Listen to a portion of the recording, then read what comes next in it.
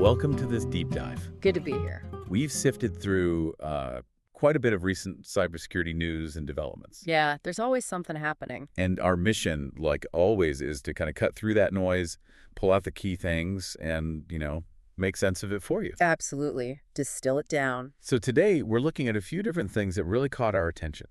Some pretty creative malware techniques for starters. Definitely one to watch. Then a major, stumble, I guess you could call it, in the security product world. Oh, yeah.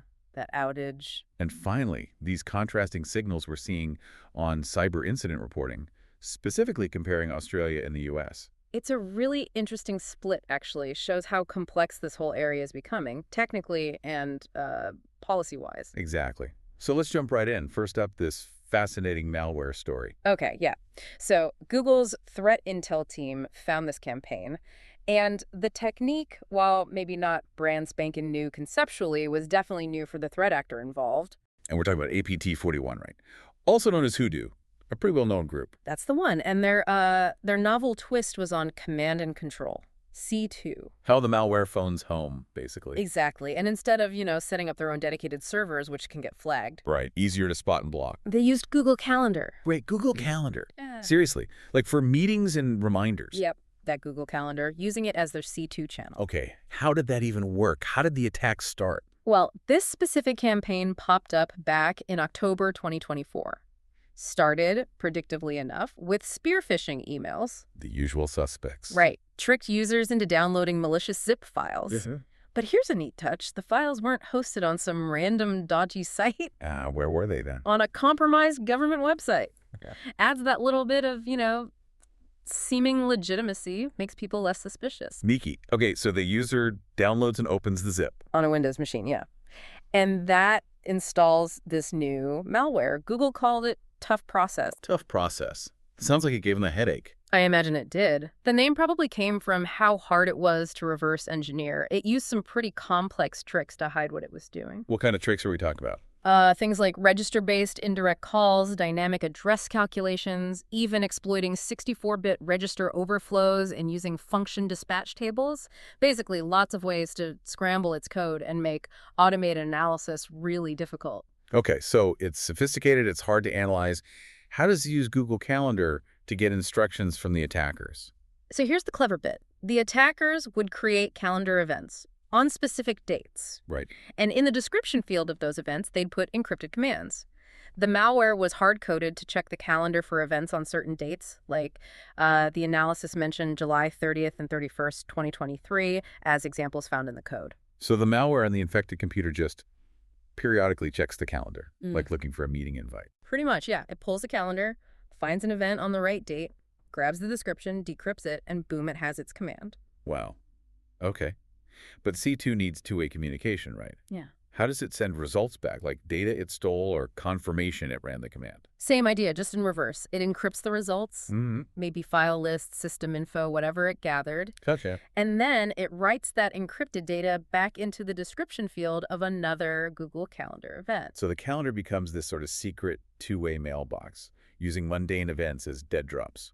That is resourceful. It really is. And, like I said, using Google Calendar itself for C2 isn't totally unheard of.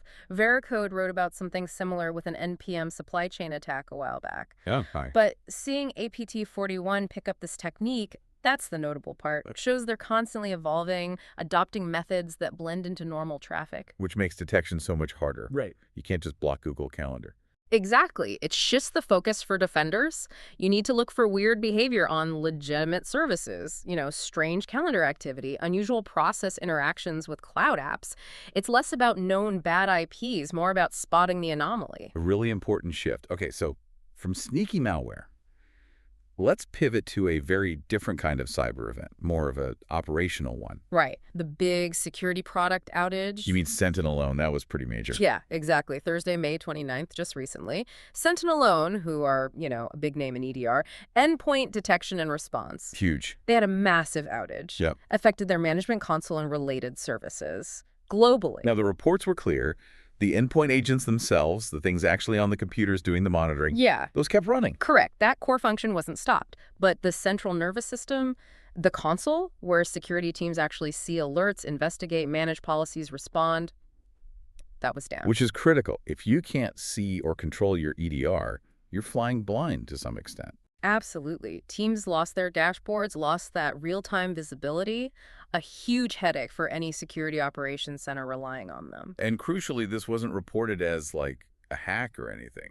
Not a security incident in that sense. No, not according to Senalona. They stated the root cause was a software flaw, specifically in an internal infrastructure control system. A software flaw. What did it do? Apparently, it accidentally removed critical network routes within their own platform. Ouch. That sounds disruptive. Very.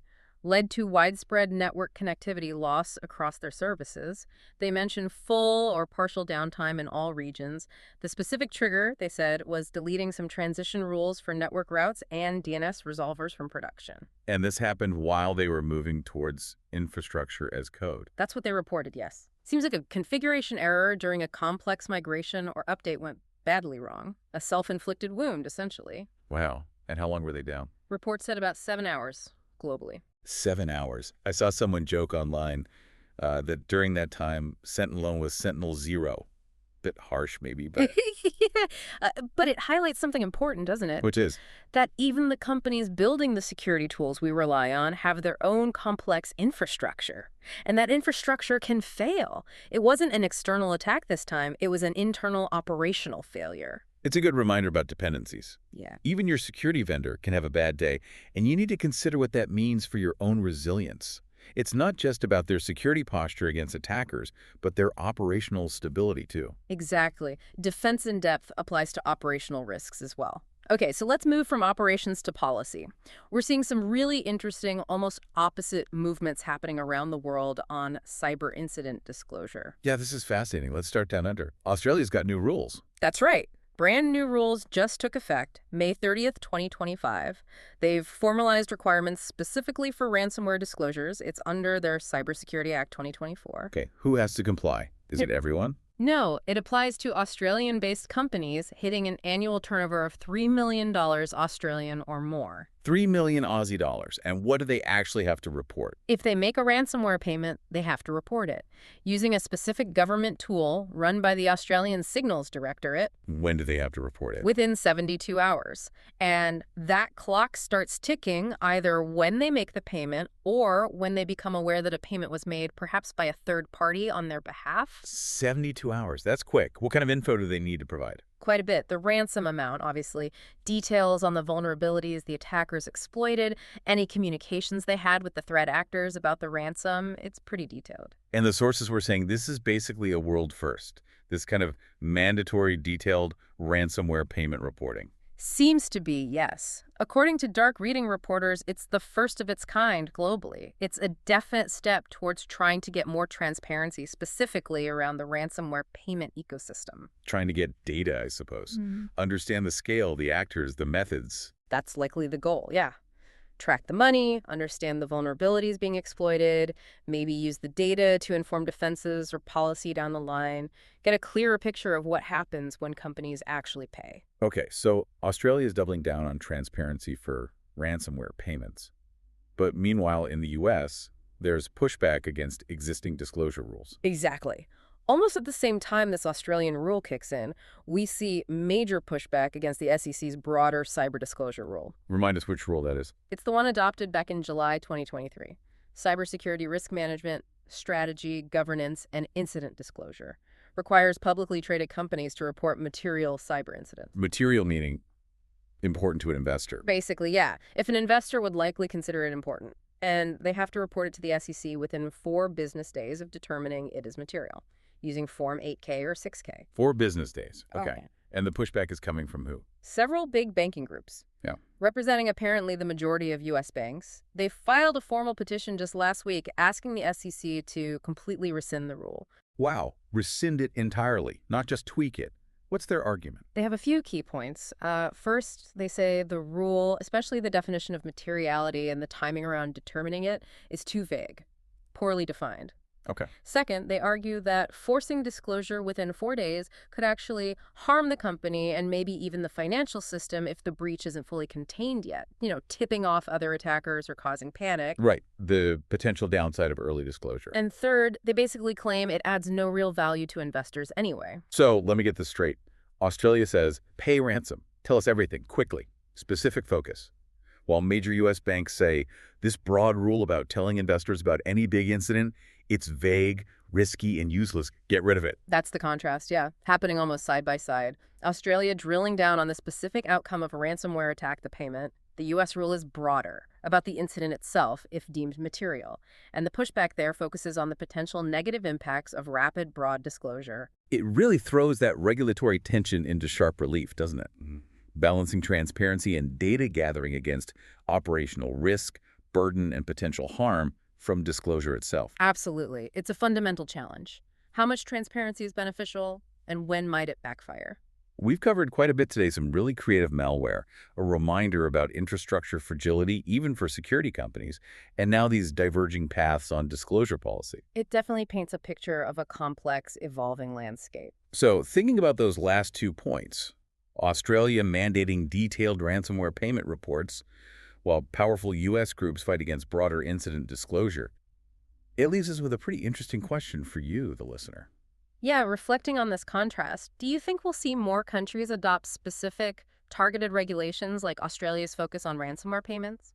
Or will the kind of resistance seen in the U.S., worried about vagueness and harm from broader rules, become the more dominant trend globally? Which way is the regulatory wind likely to blow on cyber transparency? Something to chew on. Yeah, definitely a space to watch closely.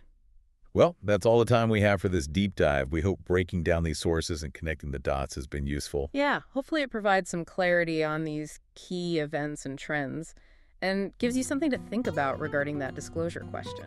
Thanks for tuning in. We'll catch you on the next one.